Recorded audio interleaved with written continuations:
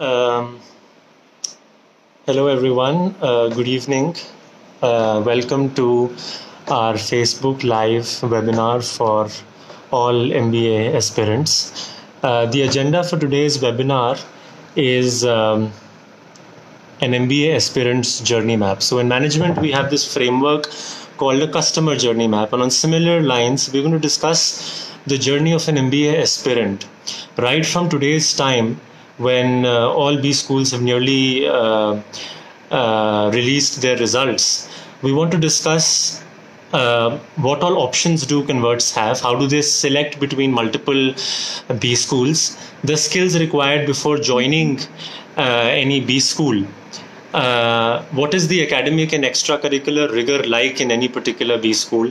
What is it that you should do with respect to securing internships, securing a pre-placement offer in an internship? Even before that, what is it? How relevant are committees on campus? And therefore, what is it with case competitions? So we're going to discuss all of that.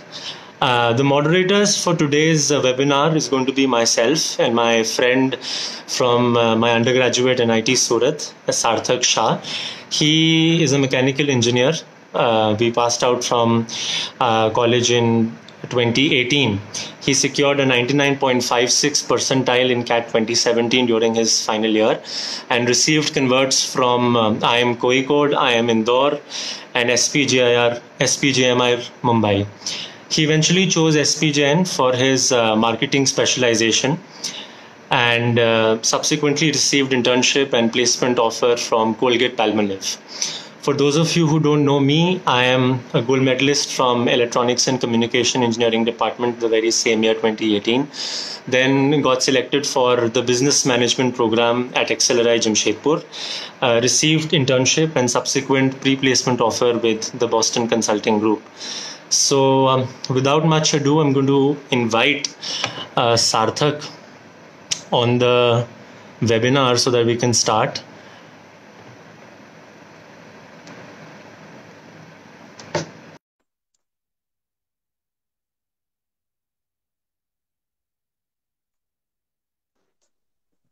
Hello, Sarthak. Hello, hi everyone.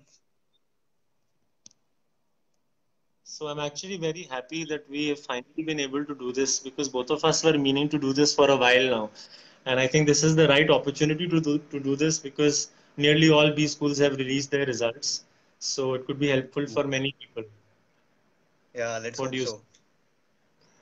So what I have done, or no, I haven't yet done, I'm going to add the agenda FAQs on our post itself.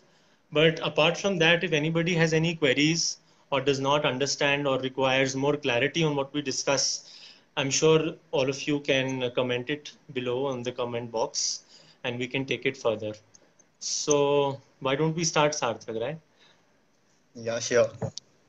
So recently, when I was discussing with one of my juniors, and this has been a consistent query by almost everyone, and it hails from my days as well, is this entire debate between an IIM and a non-IIM, especially if you discuss it from the newer IIM's perspective, vis-a-vis private colleges that are in the top 10, such as Excel, which happens to be the oldest B school, other private colleges like MDI, SP Jain, you have ISB.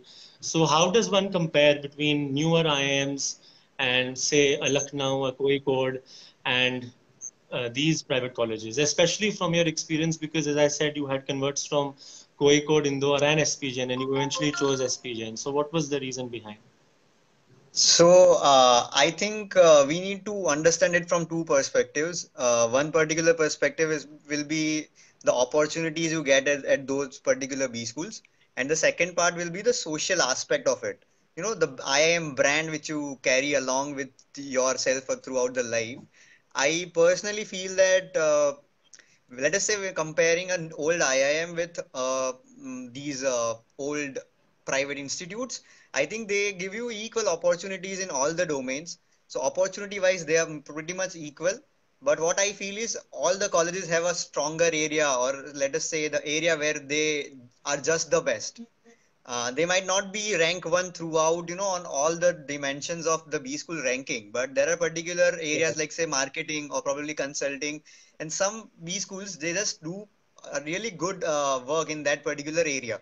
So it depends on what you want. So for me, it was marketing, and SP marketing has all the opportunities that any B school can provide for a marketing enthusiast. The second part is the social tag. Yeah, definitely probably Excel or SP will never get the social respect that probably an IIM Amritsar guy or probably someone from a baby IIM will get. But then you need to compare. I'll definitely choose an old B school over new or baby IIMs. Even in old IIMs, I probably, I see ABC as a set apart. So they don't have any other options. But when it comes to Lucknow, Indore, Kozhikode, there are options available out there. So what suits you the most, that you should go for. And one more thing which I noticed is a lot of IITians, they run after the IIM tag, get IIT plus IIM tag. And it might just increase the competition for you for the best particular roles, considering that we are not from IITs. Uh, Colleges like Excel and SP provide you a better shot at those firms, which probably an IIT guy would directly get shortlisted in a lot of IIM. So that's my point of view. Probably you can add something more into that. What I really liked about your answer is that it's very important to know the campus you're joining. Many B school converts, they probably take a decision at face value. So if you're interested in marketing or finance or consulting, it's so important before joining any particular B school to understand the strength of that B school and its placement itself. So if I talk about XLRI, ours is a very marketing intensive campus again. So a lot of brands, in fact, the entire spectrum of marketing brands visit our campus. While that may not be true for finance, so any finance enthusiast who looks for Definitely. niche opportunities in niche sectors in finance itself may not find it easy in a campus like Excel. So that kind of an understanding before joining, I think, is extremely critical and should not be done at face value. That's very For true. sure. Sure. Apart from that, so apart from the IIM versus non-IIM divide itself, let's say I have options between IIM Indore and IIM Kozhikode and let's say FMS. So what factors play out when you have a choice like that at hand? See, the first thing comes up is an IIM tag of obviously whenever it is IIM versus non-IIM, because that is it has been hardwired in our brain, like IIMs are the institutes. So if you keep that particular ideology aside and you compare a B school with a B school rather than an IIM versus a non-IIM, I think it becomes very easy, once you keep that brand aside, because when you go into a corporate life or corporate world, they already know what FMS is, what XLRI is. It is not like a social world, well, IIM is above everything. They exactly know these particular institutes. So I feel it is pretty much equal, and as we discussed earlier, it depends on your particular interest. Sometimes some of the IIMs, they have huge batch strengths. Whereas for SP, if I talk about marketing, you compete with 60 people only, and that's very good when it comes to placements. Sure, for Excel as well, 180 people. It is a very small batch to compete with. So I think Right. such things matter a lot. Again, that matters. Correct. Hello. Yeah, Yes, yes, yes. FMS has this advantage of fees, which is a very short-term advantage, I feel. But again, it depends on our interest. If you are on a journey of being an entrepreneur somewhere down the line, you don't want that burden of loan when you eventually come out in the world. So yeah, if you are looking for that, I think nothing can beat FMS because of the opportunities and the investment required. Otherwise, there is no best B school. It just you want and what. So especially in current times of COVID, a lot of juniors are asking me, and I'm sure asking you as well. So if they've converted a particular B school and that does not happen to be the best one or two B schools in India, how do they make a choice of settling for that B school, so to say, or probably giving another chance next year? The way I look at it is up to you totally. You actually I always know, how much. So whenever we talk about CAT and B school converts, there is some percentage of effort and some percentage of luck. So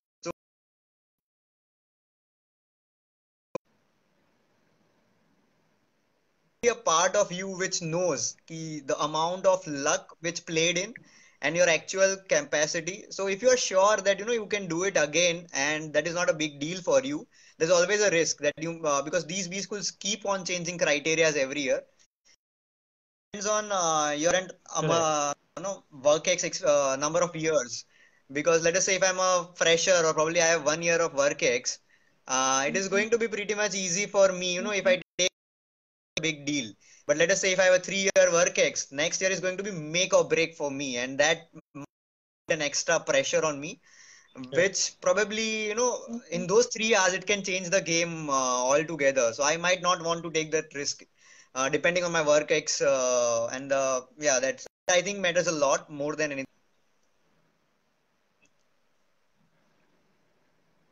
Correct, correct. So this leads to me a question spontaneously.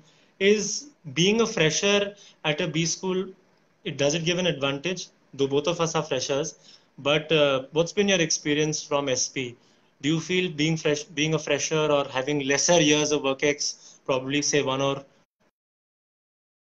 give you an advantage? So again, it comes down to the type of roles which you are looking at. So let us talk about marketing. Mm-hmm. Feel that a lot of FMCGs, which are the sought after brands on campus, most of them tend to have a bias for freshers. It is not like that they'll not hire someone who has work experience, but you become an automatic choice. You get those brownie points, just the way people with work ex get brownie points getting into B schools. So that works for marketing, but I think when Correct. it comes to consulting or probably operations, a lot of firms have this bias towards people who have had a similar work experience, which can probably help them eventually in their projects. Having said that, it is not Right. a hard written rule that you being a fresher are already with BCG. So it is not a hard rule that they'll not take you in. But yeah, they have a bias, and I think Right. all the firms they have their own set of biases of things, the mixture which works best for them. Right. So Aditya, I have been getting this question a lot. Like I have some months or probably weeks to, prepare myself for the so-called B school life, and what are the skills probably which I can, probably cultivate or start from today, so that when I go to B school, I have a decent experience with those particular skill sets. So my answer is generally get some good sleep, but probably you would like to add something more to it.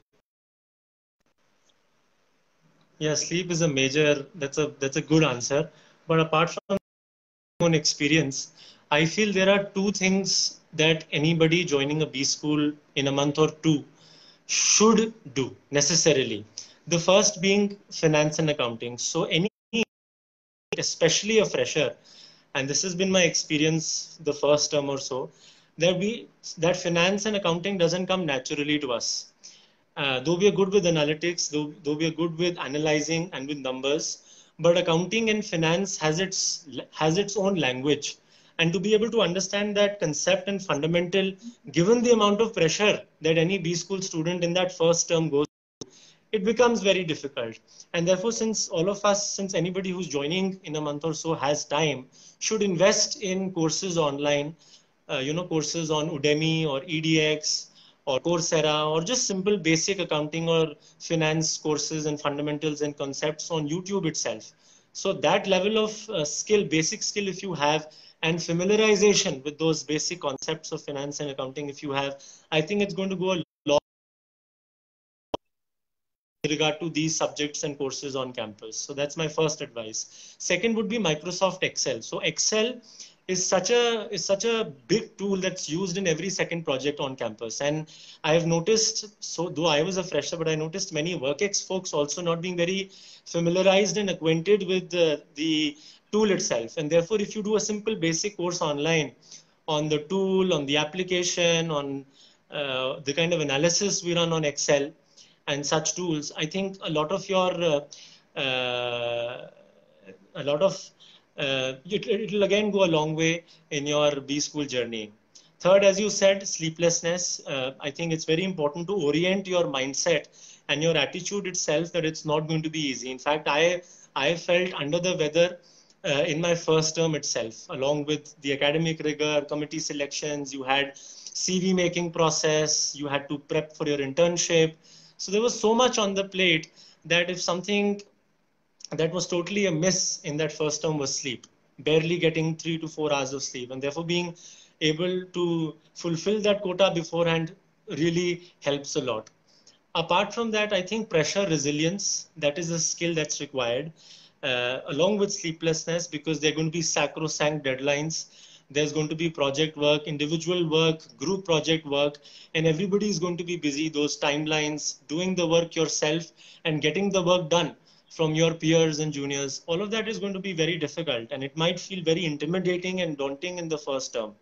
After that, everybody gets going, but that first term is difficult, and therefore being able to focus and be mentally prepared for that kind of pressure, I think, is extremely important.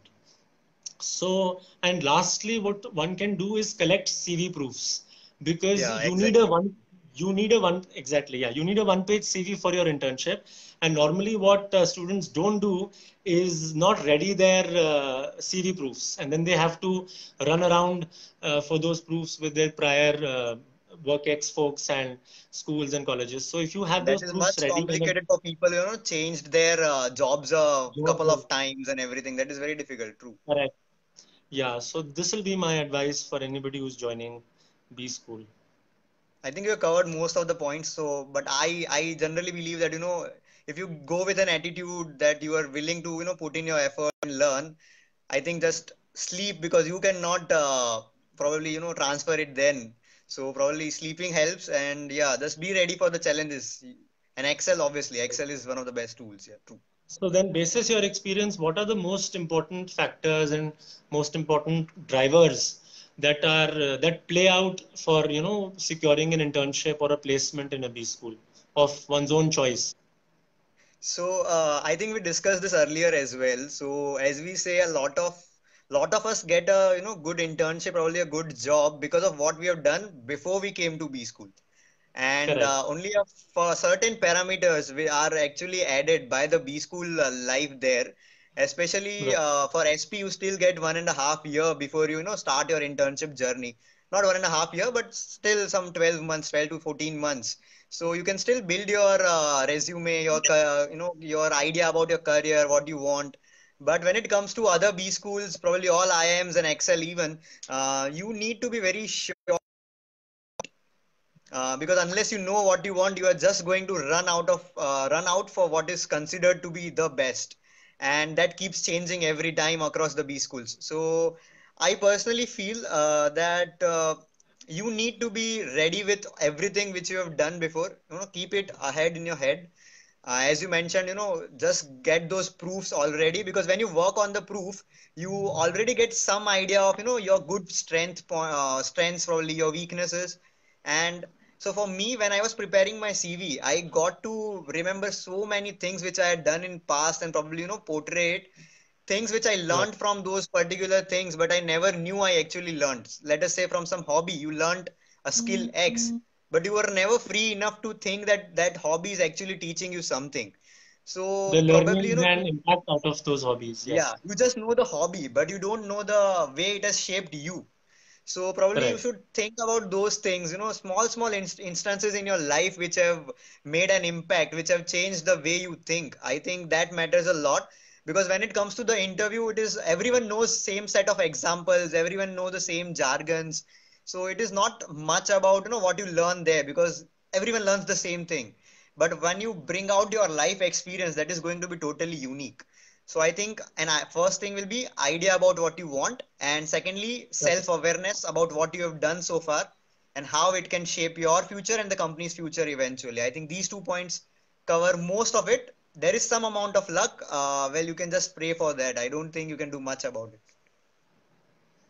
What do you And think? this, and this level of synthesis about yourself this level of self-awareness, as you said, it really makes a big difference in the kind of CV you prepare, in the answers you give to your behavioral questions, the kind of Definitely. confidence and conviction you display in your interviews, and that really makes a big difference, because the jargons and the subjects and the courses and the learnings that you derive out of your B school nearly remain same for everybody. So True. this So it is becomes not a the very CV points. It is the way, what you learned out of those CV points, and what actually made the difference here. That gets you a good job. right.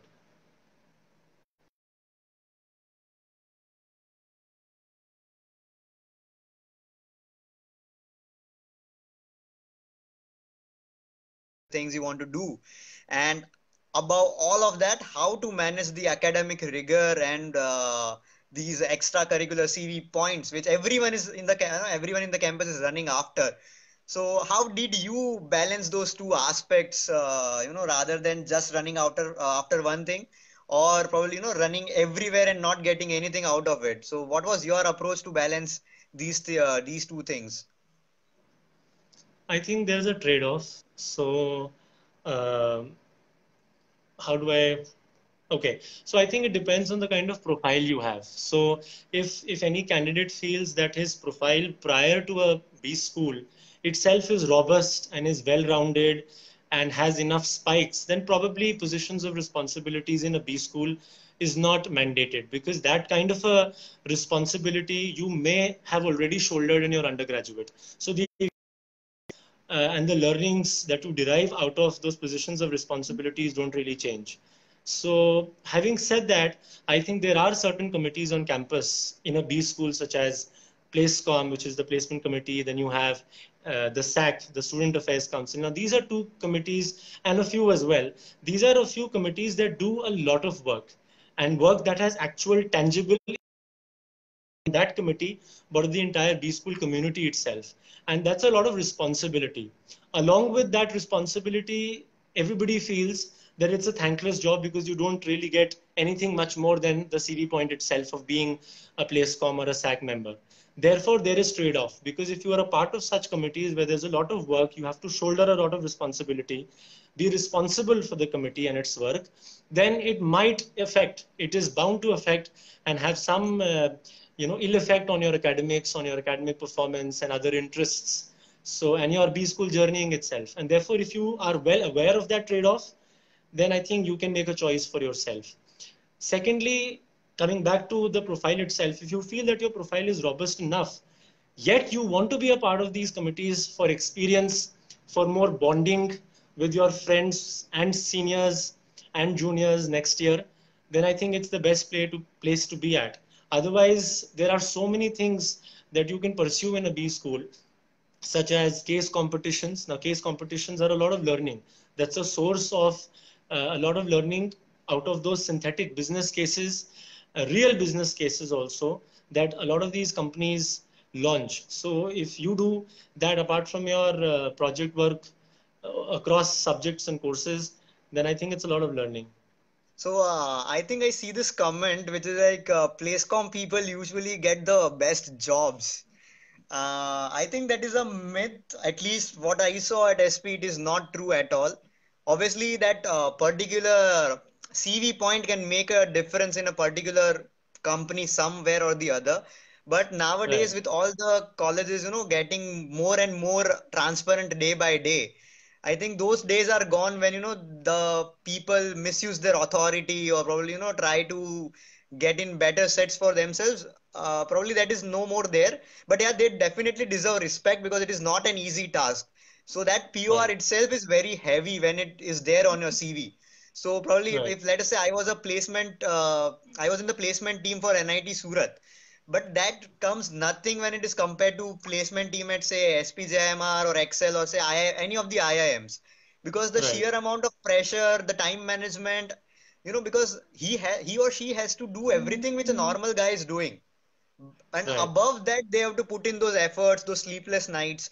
So it reflects their dedication towards something and their capacity to pull in those extra hours. So that makes a difference somewhere, but I don't think it is a mandate that being a placecom is going to get you the best job on campus. Yes, you said it right. Placecom and SAG, they definitely get a lot of respect from seniors, from alumni of that campus, because they are the ones who are going to shortlist. So that level of respect they definitely do earn. But the process remains same for anybody. So the GDPI process, the CV shortlisting, all of that remains the same. So though this is a massive point, a massive CV point that can be really helpful in obtaining a shortlist, but if you have nothing else apart from that in your CV, that CV point alone will not be helpful at all. So I think it's a balance that you need to strike prior to a B school and also in a B school, along with shouldering such responsibilities at the college. True. I think someone is asking about the COVID scenario. We have already talked about it. So We've we'll move spoken on to the about. next particular question, I think. Yes. So, anybody who's joining now would want to know how to know what kind of profiles to build for, say, a marketing job or for a consulting role or for an operations role. What is basically a difference in the CV or a profile of a candidate to land a certain role or a certain company or job? Okay, so I think I'll take about marketing and operations, and only you can talk about consulting and finance. Correct. So way I see it, for all the particular specializations, what happens is your prior work experience comes into picture a lot more often than you think.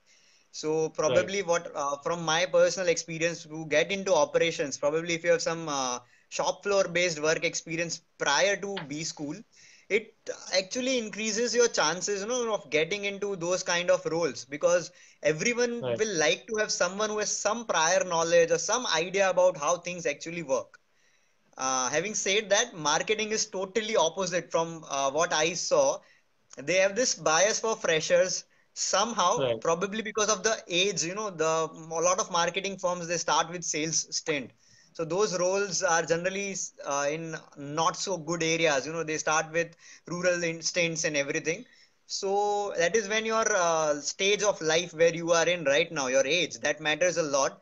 So I think they have a bit of a inclination towards hiring a lot of freshers. But apart from that, everyone likes to have someone who is versatile. It is not just your grades that define you. You should have done something more than those grades.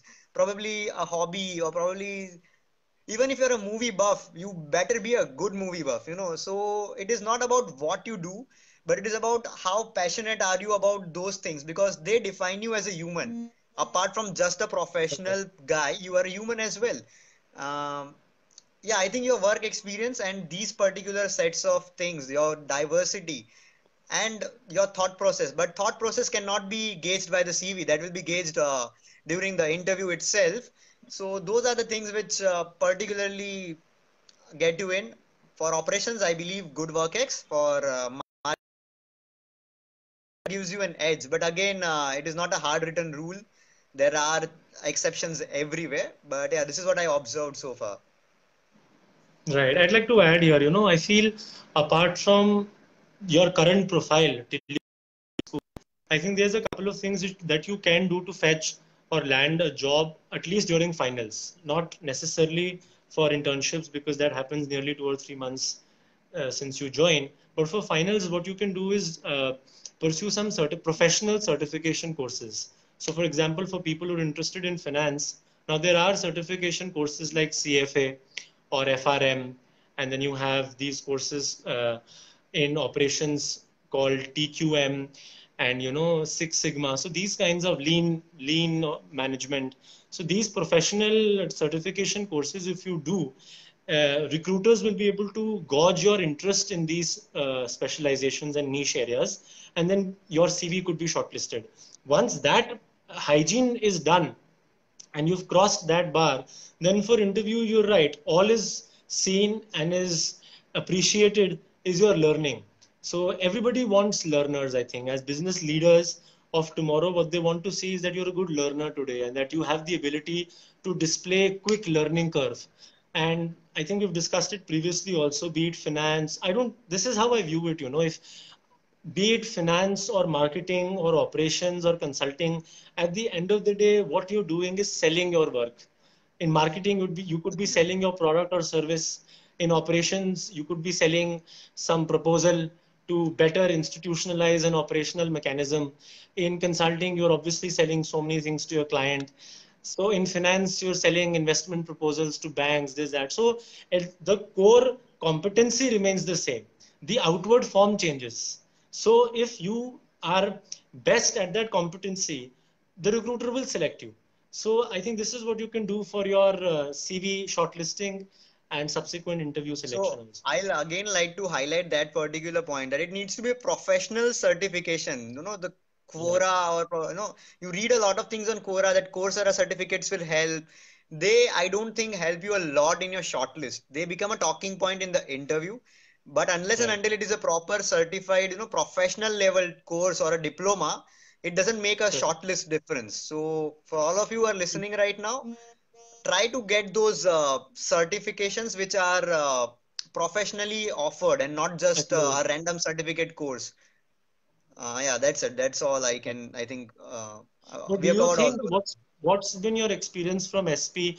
Suppose if somebody is aspiring for a marketing role, does everyone who's aspiring for a marketing role actually land a marketing job, or a prior work experience or 4 years experience in operations, Reliance, let's say, has some effect on landing a job Um, See, SP operates in a very different way because we have these specializations which have been given to you pre-hand. at the So when start you itself? join, you join as an MBA marketing or probably say PGDM marketing or PGDM Correct. operations.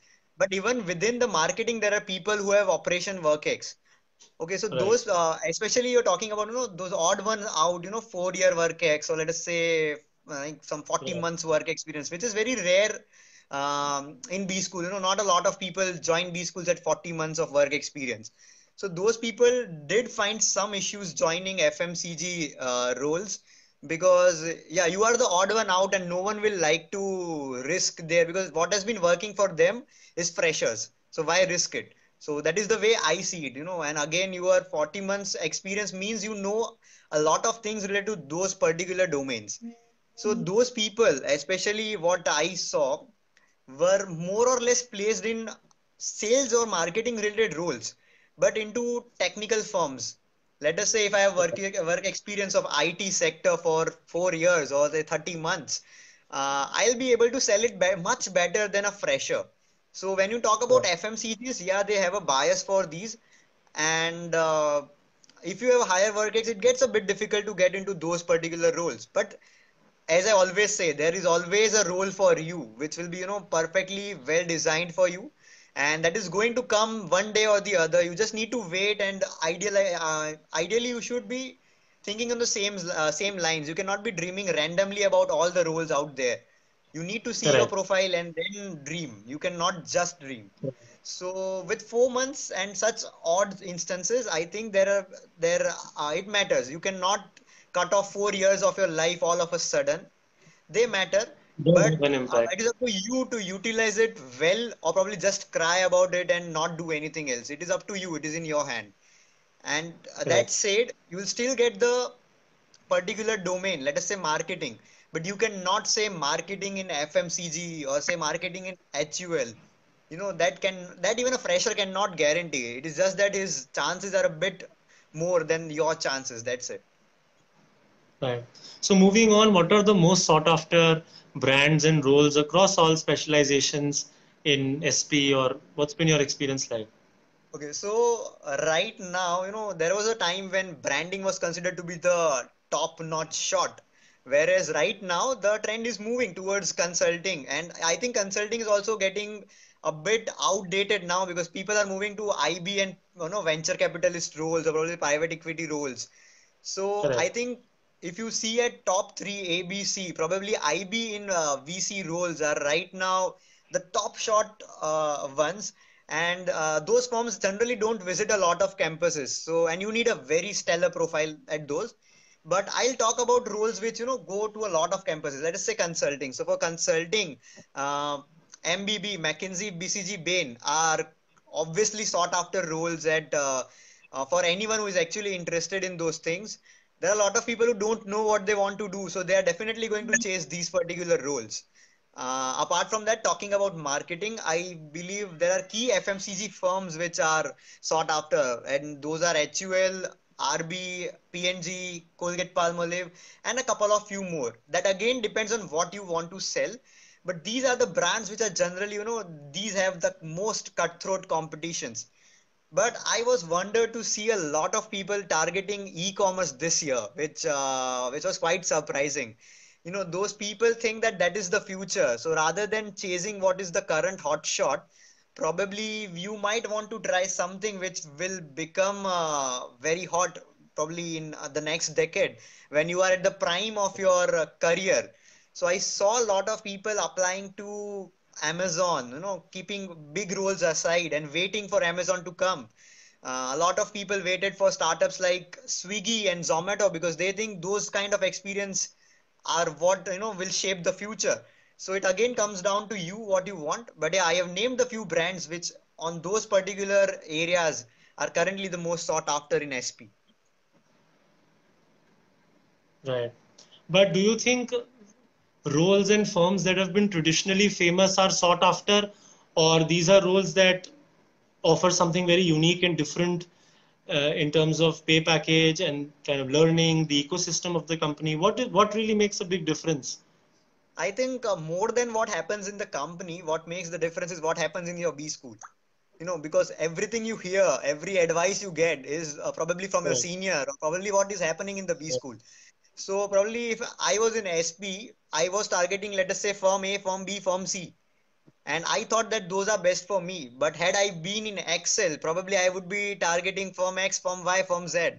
So Right. more than what firm has to offer, what plays in your mind is how the people there advise you, how the people there in a campus think. Because everyone has a different thought process, but I like to believe that all the campuses have a very similar thought process of what is the best or what Right. is going to come up or what is going to be the best in future. Right. So I think your campus influences your decision much more than what the company has to offer. CTCs and those obviously you want to earn more. There is no doubt about it. But Hmm. again, if your college campus makes you believe कि ठीक है, it is okay if you don't earn the highest one. But if you get this job, you are the best. Then probably you are going to chase that Right. job and not the CTC which is being offered. So, on what parameters do you then judge which is the best internship or a best placement? Apart from So I CTC, let us say, so what are those parameters? Definitely. So I like to talk to people, because everyone is going to make you believe that this is what you need to go after. But when you talk to, say, 20 other people out there in different areas, that is when you get an idea of what that particular role is going to look like 5 years down the line. Because you are Correct. not joining the firm for the first year, you are starting your career, and that particular field which you select is going to Right. get tagged along throughout your journey. So I think talking to a lot of alumni who are there 5 years ahead of the curve, talk to them. That is when you will realize what actually that particular role has to offer. So a lot of people join, say marketing, thinking of they'll be brand managers soon. But to their surprise, year one, and they are sent into, say, Bundelkhand, and they have to do sales. So they Correct. did not sign up for this. Right. Okay, so this can be a huge difference. And sometimes if I talk to a guy who is doing sales in Bundelkhand, he'll tell me that sales is not worth doing. But let us say I'm talking to an alumni 10 years down the line who is right now the brand manager. He'll tell me ki it is weight the worth. You 2, 3 years in sales and then a switch to marketing probably is weight the worth. So Hmm. talk to people with diverse backgrounds. Don't talk to only your batch or your seniors because there will be a Correct. strong bias. To talk to many people, talk to people 5, 6 years down the line. That will, and those people don't want to please you. I have seen a lot of alums, they want to be seen as someone who has done great, achieved a good firm.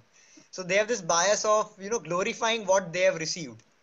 So if you want to Right. cut this bias out, talk to unknown people because let us say 35-year-old guy has not he doesn't need to please me or impress me with his Yeah. credentials. So I think yeah, Right. that helps. Talking to people is the best thing, a single way to know what the company has to offer. And I think for the advantage of our viewers, what I should tell them is that this can be done before you join a business school as well, so that you beforehand know what is your aspiration. Like we True. previously discussed, if you are a marketing aspirant and you for sure beforehand are inclined towards it, your choice of a business school itself would be different. And you would know Definitely. that probably for marketing an SP or an Excel would be better than some college X. And For therefore, sure. talking to various alumni across all business schools is a very good idea that any MBA aspirant for that matter, before joining any business school can also do. Definitely. So moving on, probably, we talked about an internship, but what matters is getting the offer out of that internship. So since you worked with BCG and you managed to get PPO, which is considered to be very coveted role, what were your particular, things that set you apart from the other interns? What were your qualities or traits which made you stand out and eventually getting a PPO? So some just broader advice for the people who are watching, what they can do probably before the internship and also while the internship is going on. So, I was actually discussing about this with a lot of my juniors from Excel, and I've created these 9 pointers, 9 denominators to a successful internship and a PPO conversion from any firm. First, I think is steep learning curve. I think any recruiter, any company would want an intern who shows learning curve, who can get on the case or the module or the project that an intern receives very quickly. So, be it marketing jobs or consulting jobs or finance jobs, how quickly are you able to, and how intensely are you able to absorb knowledge and absorb deliverables and match those deliverables with expectations of your boss quickly? And that kind of learning curve, if you're able to display, I think that goes a long way in converting a PPO from any internship. So being able to remember that information, that data, that knowledge, and then being able to absorb that data and synthesize it well in a managerial language is extremely important. And you can indicate it not just in problem solving, but in meetings and presentations. It when you display it, people will take note of it, and that really goes a long way. That will be my first advice. My second advice is alignment. What I've noticed is from various experiences, my own, my seniors, my juniors, my peers, what I've noticed is that a lot of times we are not aligned with our boss, with our hierarchy of bosses as to what is it that we need to deliver 2 months down the line. Once you have a work plan ready with timelines, with quantity distribution, work quantity distribution, with let's say process owners, with enablers that are required to close small pieces of tasks, when you have such a nuanced view, an intricate view on what is it that you have to deliver on a weekly basis or on a daily basis and 2 months down the line, when you have that expectation and deliverable matched, then I think nobody can tell you a month down the line that, hey, I was expecting this much of work and you've not been able to deliver. So that'll be my second advice. Third would be visibility. And visibility and the fourth advice, attention span, go hand in hand. In corporate, what I've noticed is that people are generally very low on attention span because they have so much workload. They're already very busy and they are having to cater to uh, genuinely and otherwise an intern who's going to be there only for 2 months. And therefore, they're consciously and otherwise low on attention span. But at the same time, you have to have visibility for whatever you are doing. In fact, my boss during my internship had once said, work that you do that your boss does not know of does not exist. And therefore, you need visibility. Whatever you're doing, the process that you've employed to reach a certain amount of work, the output that you've achieved, the process that you are going to take, the ecosystem that you're surrounded with that is supporting you to be able to close those tasks, all of that has to be displayed and relayed to your hierarchy of bosses. While at the same time, we have to be very structured. We can't beat around the bush because we need to know that the other person may be massively low on attention span and it could be very well only 5 minutes. And therefore, you have to condense all of that in just 5 minutes of a conversation. So that's very difficult. And I think that was one of my challenges during my internship itself. So those will be my four pieces of advice. My fifth advice would be ownership. What interns tend to do in any regularly small pieces of tasks that my boss has given me a certain task, I will finish that task by you. then my boss will give me another set of tasks, and we will close those tasks and move subsequent. But I think that's not how you should go about your modules, your project. You should take an overarching ownership of your module, and then show impact and show value add from what you bring to the table in those 2 months. My sixth advice would be communication, and that has two aspects to it. First is managerial language. As much as we say in business school, is that we say that, hey, this looks so natural and it comes to us very spontaneous, but it's all gas. Well, that is probably not gas. That's the managerial language of the business. Just as we speak differently in medical and we speak differently in engineering, there is a certain managerial language and a certain trick and trade of the managerial business itself. And to be able to communicate in that of a marketing job or of a consulting role, the language of your project is extremely important, because it shows wisdom, it shows learning curve, it shows that you are a business leader and you have that interpersonal skill to deal with people and to be able to convince them. That'll be my sixth advice. And My I seventh think advice will be working hypothesis. Yeah, go ahead. I think that point also adds on to the lower attention span, rather than explaining one particular Correct. situation with 3 lines. If you can sum it up in one line, you really give an idea of your whole Correct. journey, or probably your insight, or a few seconds, and that is how Right. you gain the attention. So if you beat Silence. around the bush and try to Yeah. talk in a normal language, it is going to take a lot of time. No one is Right. going to give you that much time. So I think that directly relates to that previous point as well. Correct. My seventh piece of advice lies in working hypothesis. So a lot of time we are caught unaware. We are caught with lack of a working hypothesis of our own. So in consulting during my 2 months at BCG, what used to happen every day is that different team members would ask me, what is it that you're doing? How much have you been able to achieve? What is the process you're employing? Who is the enabler of this task? By hypothesis that is structured, that is condensed, that has that managerial taste and language is. And working hypothesis, when you have, you're sure about being able to summarize that in your head first. Seventh advice. My eighth advice is feedback. It is so important in corporate to be able to secure and fetch and obtain genuine, both positive and negative, which is constructive feedback from your mentors and boss and series of boss. Because unless you have that, able to perform better. So once you have that feedback, it shows, one, that you're interested in a PPO, you're interested in the job, you're interested to get better. And secondly, once you have that feedback, you can show, you can undertake action to perform to the expectation and to incorporate that feedback to perform better. So that's my eighth advice. My ninth advice is leveraging support network. So even if you're just an intern from undergrad, you should leverage your support network from undergraduate in that company. Similarly, if you're a B school intern, you should be able to leverage your support network from an SP or Excel or IMA in that particular company to understand the nuances of projects, to understand team dynamics, how is the ecosystem like, how does it function.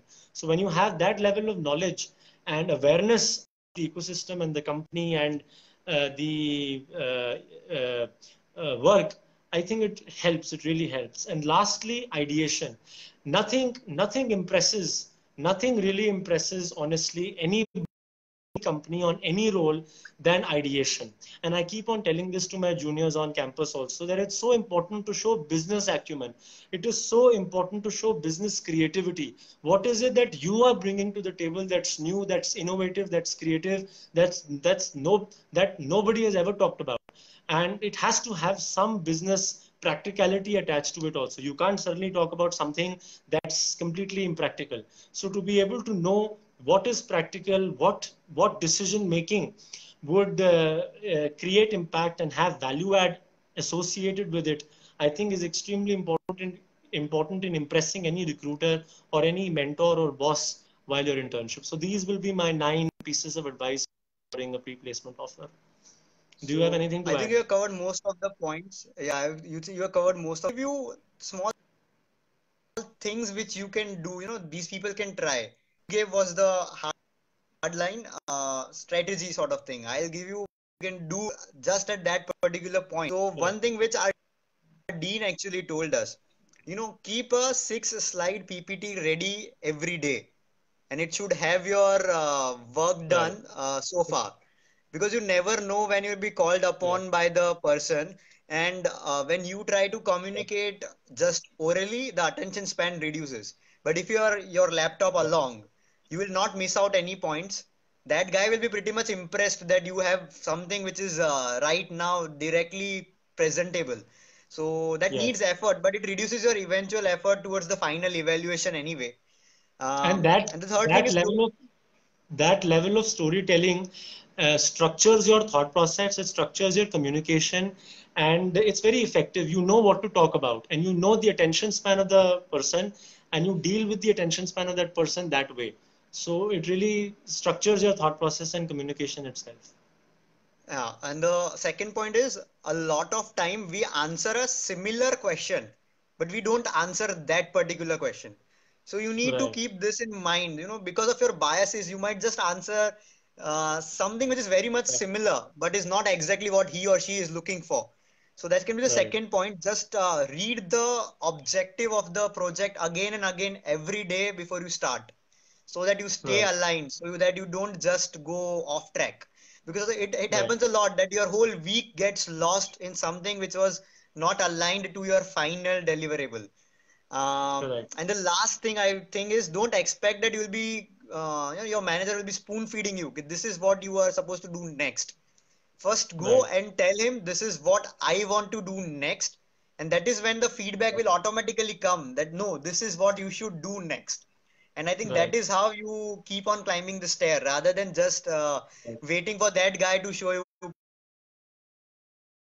First tell him Right. what you will do, and then he'll tell you what can be improved. I think that is a very good point. And meet your manager as much as you can. Probably go early and meet him before he or she starts, or probably Right. stay late and meet I prefer morning because they are fresh.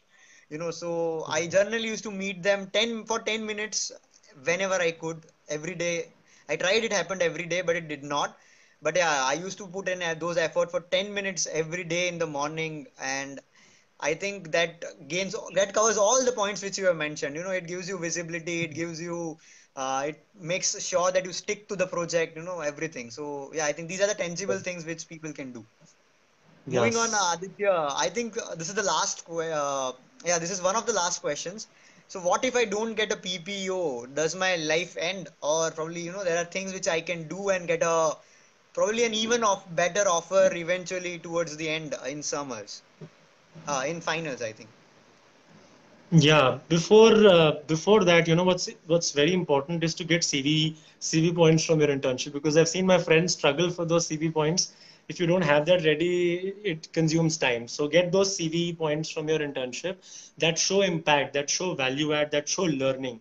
So that'll be my first advice. Apart from that, life does not end. You get better offers. You know what to do in that second year, and you can utilize a lot of time, because second years in B schools are not as hectic as the first year. So you have a lot of time at your disposal, and you can constructively use that time. So apart from focusing on academics and bettering your CQ, what you can also do is participate in case competitions, which a lot of my peers in second year who did not secure a pre-placement offer did. So these case competitions are great opportunities to learn.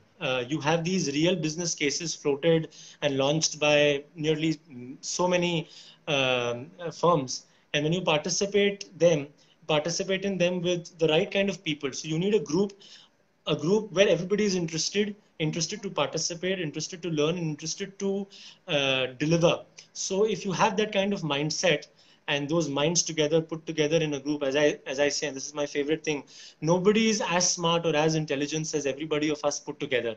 So if you have those 4 or 5 people together who are interested to make impact, to learn, and get those CV points out of those case competitions as well, I think Probably those a are great PPO CV as points. well. If you end up winning Hmm? it, you might just get an offer before having to sit for the Finals. final Correct. placement process. Yeah, so those case competitions is one. For those who don't want to participate or have already made it to exchange, well, exchange is another opportunity to get to a global B school in France or Germany or whatever that B school is that your college is offering.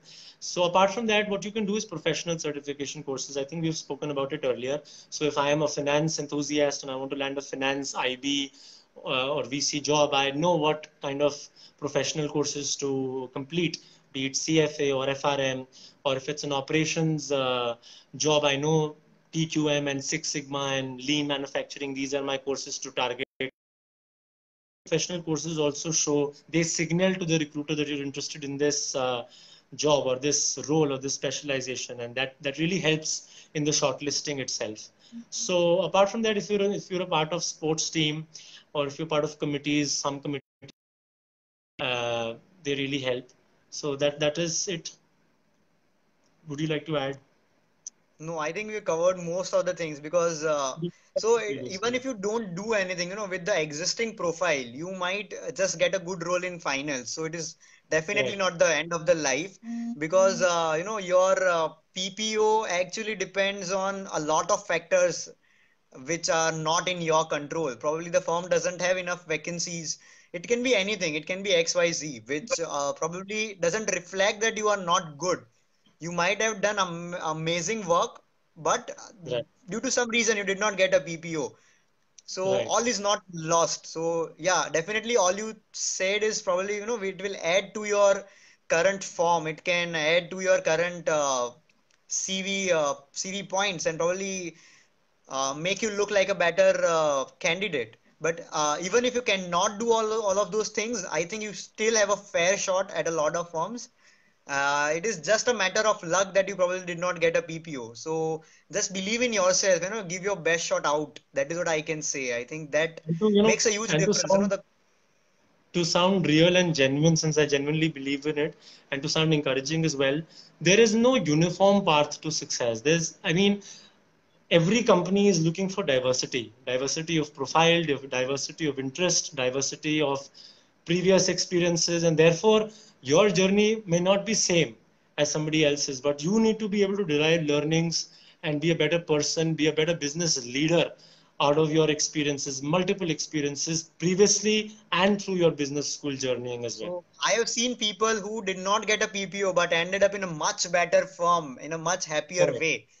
But Right. those people need to, be calm and keep doing what they are doing rather than getting, frustrated that they did not get a PPO and giving things up.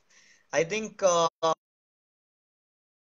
picture more than anything else, especially if you're Consistent. surrounded by people who have PPOs and you are the only one you don't have a PPO, things get tough, but Yeah. that is definitely not an end. So moving on to the Yeah. last question, Aditya.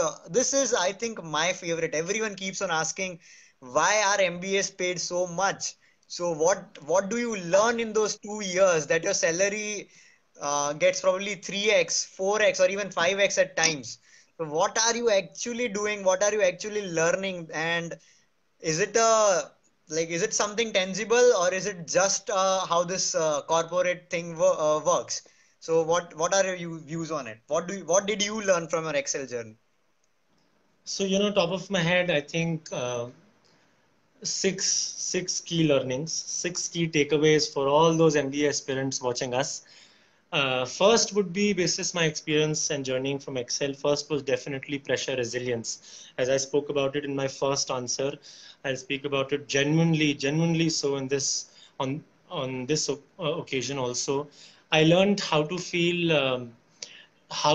under the weather and still be able to obtain my best out of myself. So, corporate and business is going to be tough. It's going to be a lot of pressure, but to be able to deal with that kind of pressure and deadlines and those uncertainties, COVID is such a classic example of the VUCA world we're living in. There's so much volatility in our economies. There's so much uncertainty that you have to factor in. There's complexity in decision making. There's ambiguity on the impact of that decision making, and therefore this entire VUCA aspect makes it very challenging. And therefore, to be able to fight those challenges on a day-to-day basis, especially in the first and the second semester, and subsequent journeying at Excel, I think that's been a tremendous learning from my MBA experience itself. So first would be pressure resilience, to be in that unknown throughout.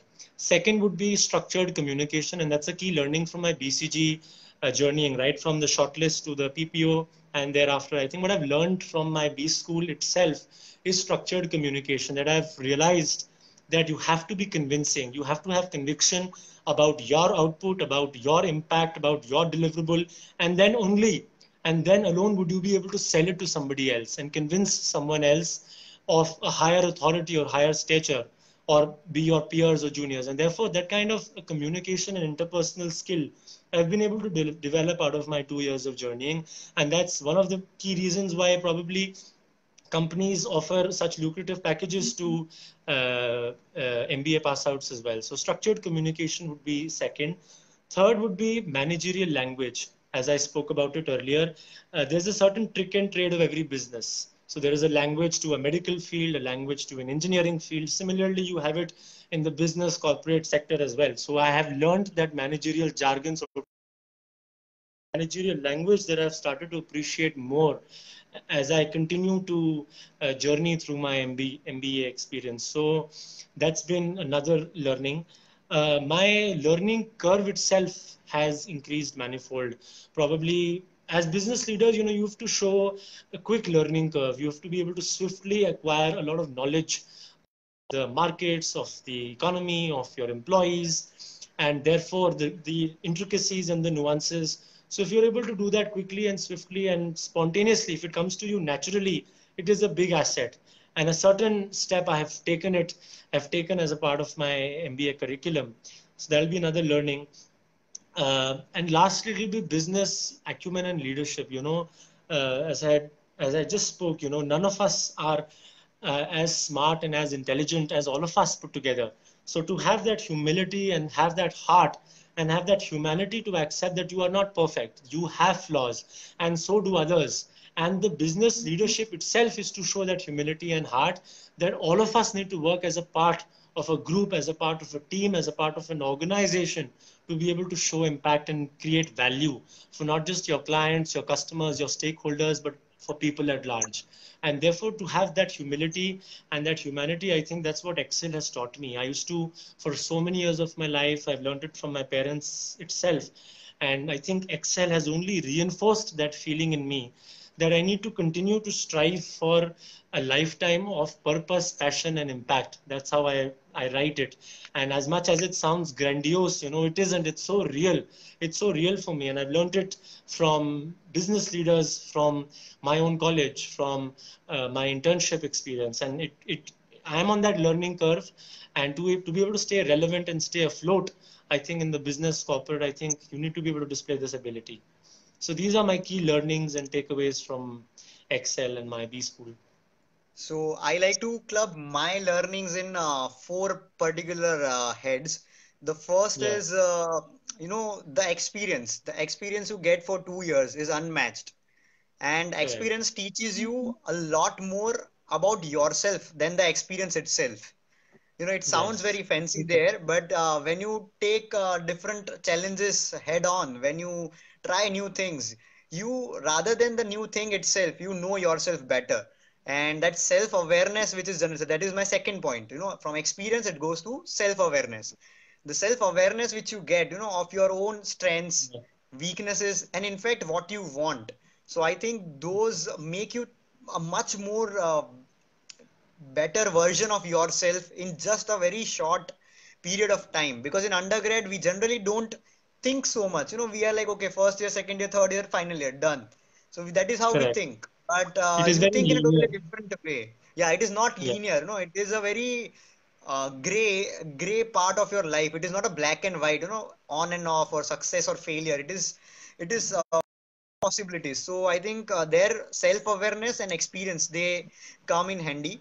The second thing is, it teaches you to push your limits, because it will give you days where you are just not your best self. You know, you face things which you did not expect to, and you probably Yeah. had sleepless nights and probably a lot of more things going on personal as well as professional front. So it teaches you to balance those aspects as well, which actually are required when you work in the corporate environment. You know, because it is all about balancing your life. You cannot just keep Correct. slogging in those long hours and forget that you are a human too, because on the in the long run that part is going to hurt you if you let go your personal life altogether. And the fourth, which I think is a result of combination of the above three, is the thought process. uh, Before Totally. joining a B school, I had a very limited definition of what is smartness. But when I went into B school and when I talked to the peers, that is when I realized that smartness is not of one particular kind. There is a smartness type A, type B, and I don't know how many. Everyone has one or the other type of smartness which you can learn from, and Right. that is what requires when you are a leader and taking a decision, because a Right. holistic decision is much more sustainable than a smart decision. So when you take a decision, it has to be from the point of smartness A, smartness B, and smartness C, rather than just being the best of smartness A. So I think I used to lack that type of thinking, that there can be a different way of smartness out there which I don't know of. It is not just probably being good with numbers or probably good with data sets. It can be just as small as being good with knowing what the other person is thinking, or probably there is this concept of gaining insights just out of conversations, which no of the like no data sets or analytic firm can do it for you. So I think those are different kinds of smartness, which even if you don't get those, garner those smartness in 2 years, but at least you acknowledge ki, okay, that particular thing is out there. I might not be the best one, but if I acknowledge it, I'll find someone who is best in that particular domain, and together we can take a holistic decision out there. I think, yeah, that is single. If you ask me what is the best takeaway, I think that is the single best takeaway from B school life. And Yeah, if I that's could it. summarize it maybe differently, and it just struck me right now when I was listening to you, is that as business leaders of tomorrow, we are all work in progress. We're all work in progress, Definitely. and there's so much to learn and so much to acquire and adopt. And I think MBA for 2 years teaches you that you're not perfect, that you have flaws, and that you have to be able to accept and have that humility that only all Definitely. of us put together can be able to, make some change and create impact. So, should we take some questions now? What do you Yeah, say, definitely. Sarthak? Let us. Yeah, sure. I'm open to questions. Anyone who has any questions. So our session was mostly for B school people who have already converted and will be joining B schools. But if there are any Yeah. aspirants out here who want to know about CAT or probably some preparation as well, we are open to questions. So, some people have already asked a few questions. Let me find them so that both of us can comment. So, there's uh,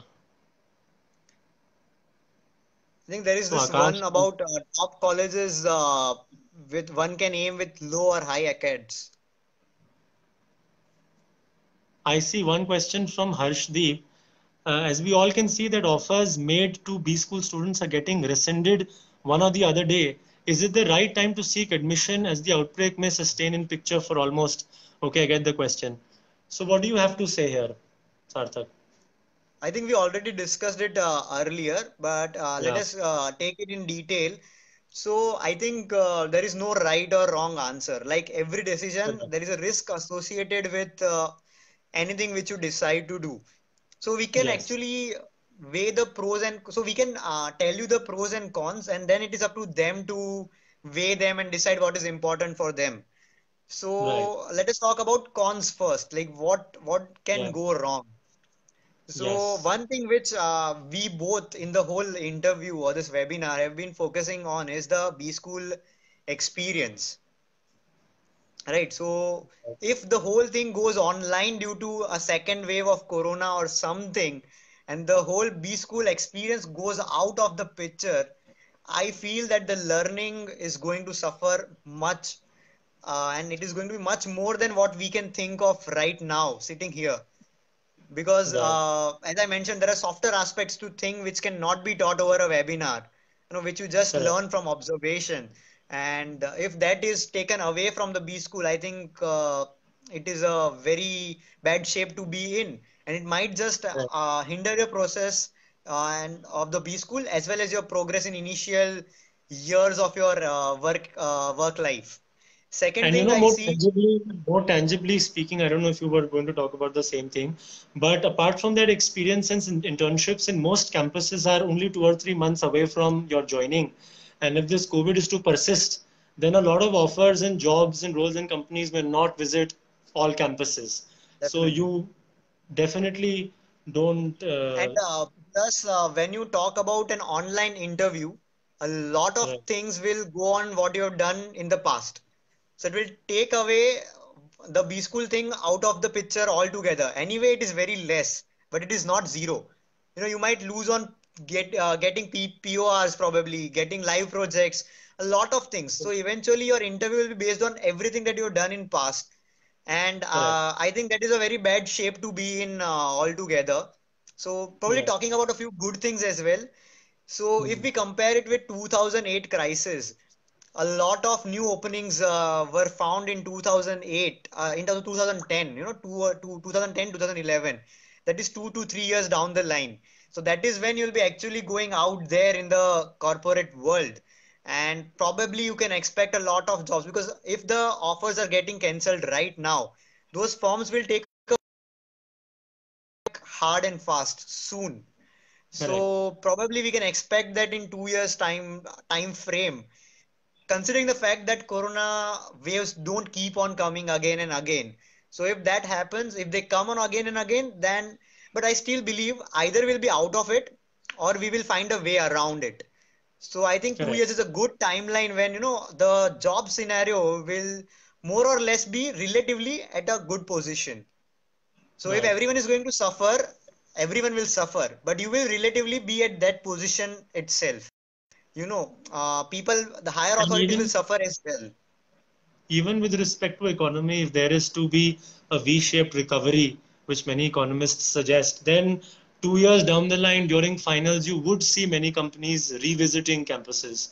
So even Definitely. an Uber or an Ola, which for now is adversely affected and has therefore had to uh, revoke offers, would certainly find around a way to come back to campuses and recruit because even they would Definitely. need. So either we go out of this or we find a way around this. So I think it will be back to normal or it will be a new normal. Anyway, Yeah. it is going to get better in 2 years. That is what I feel. So The Soumya next asked question, us how to get a good MBA college. We've discussed it. If I were to just I probably think we can talk about the new questions. I think new we are question. not Okay, sure if fine. those people are still watching it. These people are still online. Sir from NIT Surat MEC 19 batch got 94.6 in CAT but did not clear even the cutoff in verbal. Anything for verbal? Would you want to give So a two-liner advice, Sarthak? yeah, I think keep doing your RCs well. Just do 3 or 4 RCs every day and analyze it. I think there is no shortcut to this. This is the only one line answer which I can give. I see a Could very you talk interesting about? question. Yeah, yeah. What is that? Excel BM versus SP marketing. Like our courses pitched in against one another. So I'll Okay. start the answer probably and then you can add on to that. Right. What matters here is how sure are you about marketing itself? Because SP has been known to give you these particular specialization from day one. Yet we also study all the subjects for the first year. Only that is our third semester when we start talking about marketing in detail. We also study operations. We also study finance. We also study HR to a certain point. So it Right. boils down to marketing and your love for marketing. So if you are very sure that you want to do a marketing job or want to get into this particular field, I think Excel and SP are both amazing. I think all the opportunities that come to SP come to Excel as well, and vice versa. So I think they are at par when we talk about marketing. I'm not sure if I can say the same for other fields, But if you're sure of marketing, I think you will not regret any of the decision you make. Both, it is like a win-win situation, and it is just the experience which you are waiting for. You know, SP and Excel have different experiences to offer. Talk to people. You can probably talk to us later on, and get the niche advice about uh, the experience. Opportunity wise, I think they are very much same. So, from my Excel experience, I think Excel has traditionally been a very strong marketing campus. So you have all top recruiters from P&G, HUL, Colpal, you have ITC, Nestle, RB, and a lot of others like Marico. So you have a lot of marketing firms that offer great marketing as well as sales roles. So I don't think there's going to be any disadvantage if you are to choose any one of the two. So roles wise or jobs wise, it's going to be the same. But then it also depends on a lot of other factors such as location. I see that person who's asked the question is from Mumbai itself. So that will be a huge factor in probably choosing SPJMR itself. So yeah, Anudeep has a question. What about current cohort who have finished their first year? How are they going to do in their placements?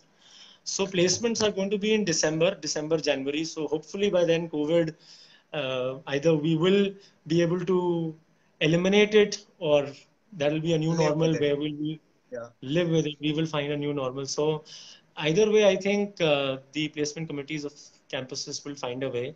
And what I genuinely believe in as an MBA pass out is now there is so much uncertainty, and that uncertainty will lie every year. It could be COVID this year, it could be some other economic issue the next year. Should teach you is having those muscles, having those VUCA muscles that you can display whichever uncertainty or ambiguity it is. So if you're not able to land a job of your own volition or choice or dream in a B school, probably 2 years down the line, you can still land that job. So having those muscles out of those experiences, those learnings from the 2 years is most important than eventual placement I itself. think this question has come What up do you- again. Alok Jha, I think he has copy pasted the same question. Wonderful conversation. Please suggest the professional stream that provides the maximum probability of landing a foreign placement, US, UK, and other Foreign. similar countries. So, what are your take? I So think it's the wrong year to talk about foreign placements, but yeah. I don't know.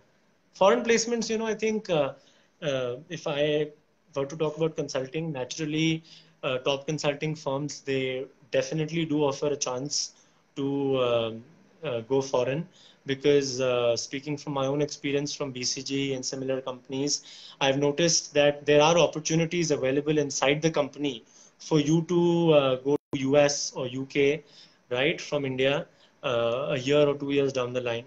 So if you have But that that will not be an opportunity available in international the top, placement as such. It will start in India and probably you will, then you get yes, a chance to go abroad. And I think it is yes, similar for a lot of firms. So even if you talk about marketing, HUL, Colpal, all of those firms, they have this way, probably 2 to 3 years down the line, you get this opportunity to have an international stint. But it again yeah. depends on the vacancy. You cannot be sure that it is going to be UK or US. It might just It could be be, Singapore as well. yeah, it can be Sri Lanka as well, because that is an international opportunity. It Right. depends on vacancy, so you cannot just short say that. And I don't think it is fixed that in consulting or in marketing you get those opportunities. These are available across the door. So It all depends on the global brand. companies, once you rise the ladder, all global companies offer this opportunity. So this, I'm reminded of my alumni homecoming. I'm sure you might have had a similar experience in SP. So during alumni homecoming, you have so many alumni from your campus visiting, and I am reminded of a lot of conversations where I saw that they joined a certain company and they shifted or remained in that very same company, and 5 years, 6 years, 10 years down the line, when they rose the ladder, they received international offers and they received international opportunities and stints. So it's very well possible. What else do we have?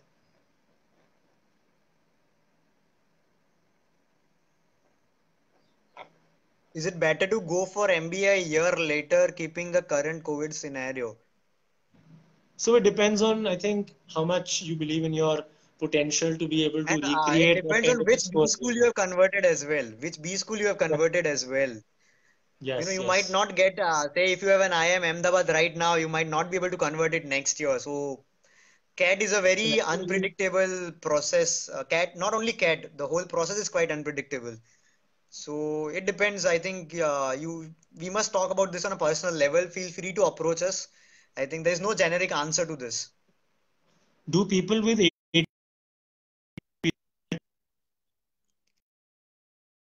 You there? half year, I don't think 1.5 years is a lot.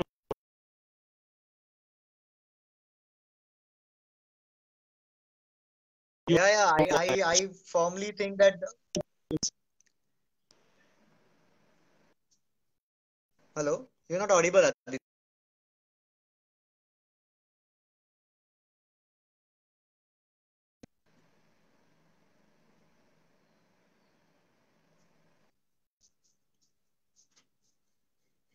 Hello, hello. Can you hear me? Yeah, I just said. So I was in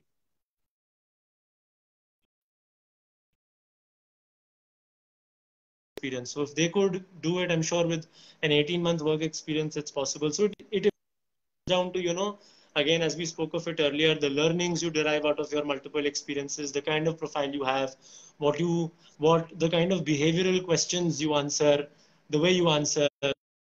So there are a lot of factors, and it's possible. So I still believe that they have a little bit bias towards people who have 12 months of work experience. But it doesn't mean that they'll not take you if Yeah. you have 12 plus months of work experience. I've seen people go even after, say, in the 20s, 20 months, some 21 or 22 months. They have made it to HUL, but so you cannot say for sure that you will not get an PNG. But then you cannot say it other way around that a fresher will definitely get an HUL or PNG either. So it is a tough call, definitely, but there is no yes or no hard fast answer. 18 months is not too much. I think before about 20, it gets much more. It is difficult, but it is not impossible for sure. Correct, correct. Someone wants us to talk I about think that AI, is it. but We've I don't answered. think, Yeah, I yeah, don't find that definitely. question. AI. It might be out of scope of current discussion. So I think I'm not read enough to, directly comment on it. So it is better to not comment on it from my side rather than just, oh, I think this is a good question. Does bad past accads affect yeah, during B school placement? I think it is like Purane Paap, they just don't, you cannot wash all of them at once. But there are things which you can do to right. counter those things for sure. Uh, Obviously, if I have two similar candidates and this guy has a 999 throughout and you are somewhere around 777, I'll prefer this guy if everything is equal. But apart from that, I offer, something which none of the people or none of the candidates out there have, which can help you differentiate yourself, which can justify those poor acads or something like that. Then it is not that difficult. Not all firms want you to have straight 999. I myself I'm not a 999 guy. I have decent acads, but not 999. But yeah, there is a limit to this as well. You cannot be 666 and then talk about academic progress. So obviously I it think is you know a what corporates are looking for. make or break They're in looking some for. firms. Yeah, so I think corporates and business Yeah, go ahead. houses, like the one this guy mentioned, they're looking for learners. They're looking for learners who can be leaders tomorrow, and therefore nobody is perfect. Even if you do not have a 999 profile, the fact that you can justify a bad acads with some other aspect of your journeying transformed you, which shaped you, which made you the person you are today, and you derived a lot of learnings, and that you show learning curve and show trajectory out of that, maybe a 788 itself, makes more sense. So no recruiter is looking for candidates who come into a room with inflated egos saying I'm just a 999 and therefore I should be recruited. One's looking for learning and trajectory and those software aspects more than mere accomplishments itself. So I think that could be more Plus, encouraging if to the you're made gentleman who to asked. a I want to really answer um, this. Yeah, go ahead. okay, if you're Yeah, made yeah, go really to a ahead. good B school, you your acades are not that bad. You know, they probably will not be very bad. They might not be the best, but if you are, let us say, in one of the IIMs, you have decent acades to start with because uh, there is a weightage for acades as well in the B school recruitment process. So if you are in a good B school, trust yourself. You know, you'll get something, some good offers for you definitely. Yeah, go ahead. Yeah. So I have this question. Can we build a good profile while we are in job? What will is a certain opportunity. Though jobs can be frustrating at times and you don't get as much time at your disposal to pursue. But be it your hobbies, I think you can pursue them at a more intense level. So since I've always been interested in music and interested in writing. So probably doing it more professionally, writing for a magazine, writing for a newspaper, or pursuing a professional course in music, that makes more sense. That really you derive a certain learning from that hobby to show in your CV and to talk about in your interview. So what are those finer aspects of your life and those hobbies that you cherish, that you want to take further, develop as a part of developing a robust profile and a well-rounded profile that's not academic centric but has everything to it, because even recruiters are looking for a wholesome profile. So if you're able to build your hobbies even during your work experience, I think that can be a good idea. I like to add one more point. So talking about weightage, and if Shivam wants to know if it is going to be playing an important role in getting into a B school, then not a straight yes. It doesn't. You can just talk about in or your job interview, unless get one of the certificate courses, professional certificate courses, as we and like we talked about earlier. You know that can actually, because a lot of B schools provide you a line. You know, if you have a professional course, you can add those certificates before the call. So those certificates can help you get a call, that can help you gain extra brownie points when your score is calculated for interviews. But apart from that, your hobbies and everything will be a good talking point in your B school interview, but they do not have a direct weightage in your call, chances of getting a call or something. Next thing you can do is probably get a better job if you are still in initial years of your job. There are certain brands which you will like to have on your CV. Let us say if you are inclined towards consulting, your work in probably say ZS, EXL, those firms will add on much more. If you want operations, Reliance is a better option than EXL or ZS. So it again boils down to what you want to do. And that is why it is called relevant experience and not just work experience when it comes to your interview weightage. I think that's it. Correct, I correct, think we have correct. covered most of the questions, Aditya. That's it. I think it's been a great experience, Sarthak. Both of us have been meaning to do this and finally we Yeah, it did was it. amazing. I'm sure, I hope, helpful to everybody who's viewing it and who would view it in future. And yeah, guys, we'll be doing something very much similar for CAT preparation or B school preparation really soon, which will be more targeted towards people who are currently preparing for the CAT or preparing for the journey. This was more for people who are joining B school.